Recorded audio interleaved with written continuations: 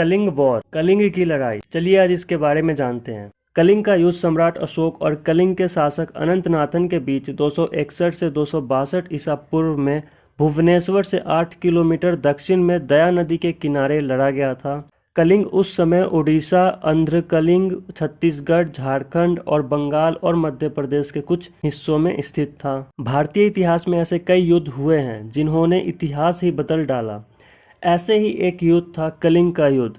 इसने भारतीय इतिहास के पूरे कालखंड को ही बदल कर रख दिया था। इस युद्ध को भारतीय इतिहास का भीषणतम युद्ध कहा जाता है।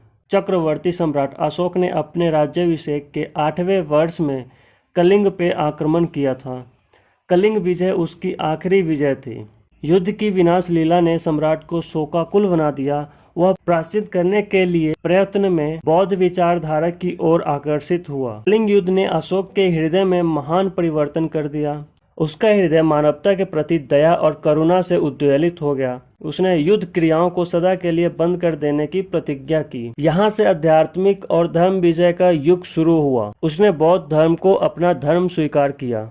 कलिंग युद्ध के परिणाम यह निकला, मौर्य साम्राज्य का विस्तार हुआ। इसकी राजधानी तोशाली बनाई गई। इसने अशोक की साम्राज्य विस्तार की नीति का अंत कर दिया।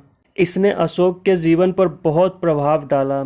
इसने अहिंसा, सत्य, प्रेम, दान, परोपकार का रास्ता अपना लिया।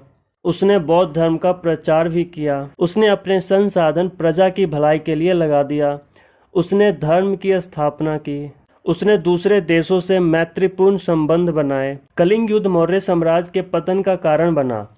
अहिंसा की नीति के कारण उसके सैनिक युद्ध कला में पिछड़ने लगे। परिणाम स्वरूप धीरे धीरे उसका पतन आरंभ हो गया। तो ये था कलिंग की लड़ाई के बारे में। आई होप आपको समझ में आया होगा।